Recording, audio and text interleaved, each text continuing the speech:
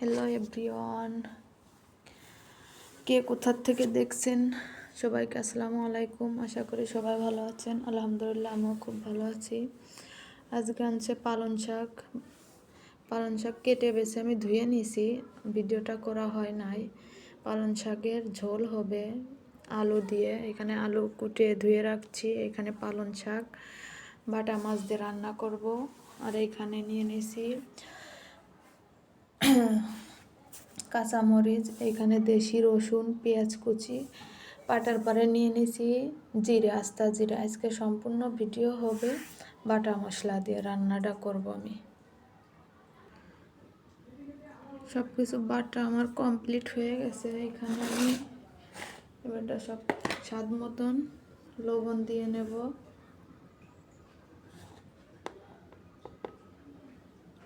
দিয়ে দিলাম স্বাদ মতন লবণ, দিয়ে দেবো হলুদ গুঁড়া,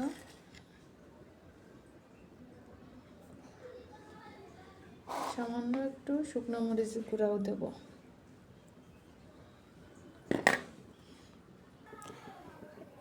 এইখানে সব কিছু রেডি করা হয়ে গেছে। এখানে আমি কড়াই বসাই দিছি, কড়াইতে এখন দিয়ে দেব তেল।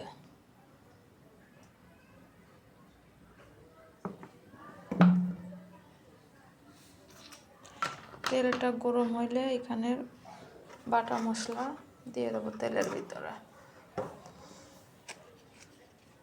তেলের ভিতর দিয়ে দিলাম বাটা মশলা, দিয়ে আমি কিছুক্ষণ নেড়ে নেব।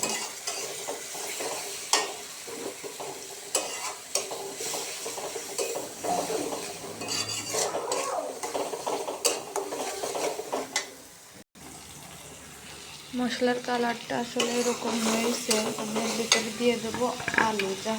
যেহেতু আলুটা সিদ্ধ হইতে সময় লাগে, শাকটা সিদ্ধ হইতে অতটা সময় লাগবে না, তাই কিছুক্ষণ আমি আলুটা কষাই নেব।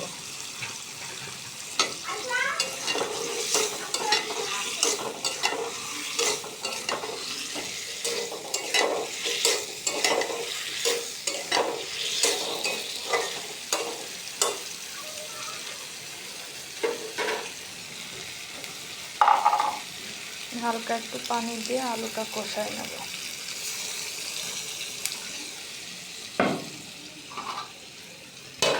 দিলাম ঢাকা। এখন আমি ঢাকাটা তুলে দেখবো কি অবস্থা আলুর।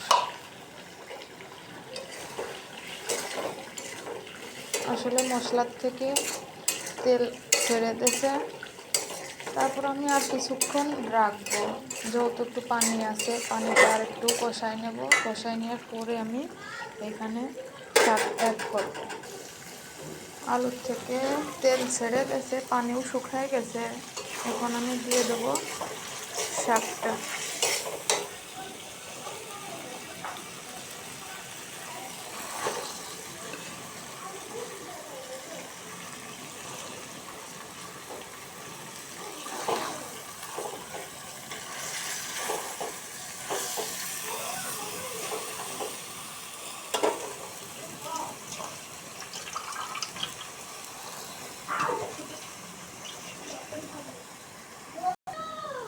দেওয়া হয়ে গেছে, এখানে আমি কিছুক্ষণ ঢাকা দিয়ে রেখে দেব।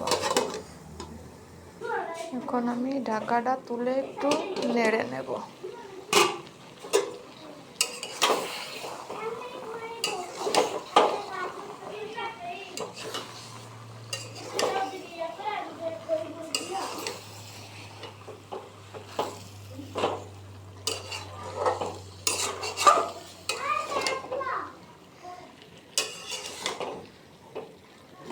আসলে এক হাতে মোবাইল ধরে ভিডিও করা আর এক হাতে নাড়ানাড়ি আসলে অনেকটা কষ্টকর। শাকটা নাড়া কমপ্লিট। আসলে পানিটা যে বেরোইছে, হয়তো আবার পানি দেওয়া লাগবে না আশা করি। দেখা যাক কতদূর কি হয়। ঢাকা তুলে দেখি তরকারির কি অবস্থা। এই দেখ, এরকম হয়ে গেছে, কত পানি বেরোইছে। আলু সিজছে নাকি দেখে নি। আলু সিজে গেছে, এর ভিতরে আমি দিয়ে দেবো মাছ দেওয়া শুরু করে দিলাম। বিসমিল্লাহ।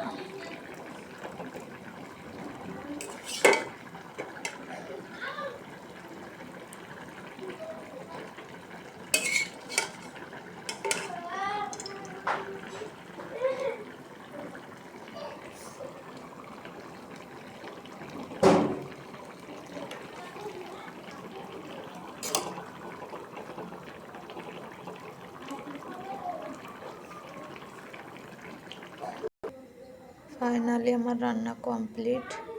এইখানে দিয়ে দেবো কিছু জিরের ফাঁকি।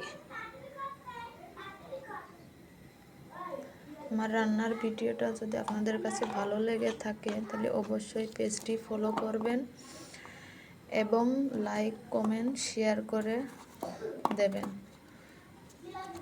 সবাইকে আল্লাহ হাফেজ।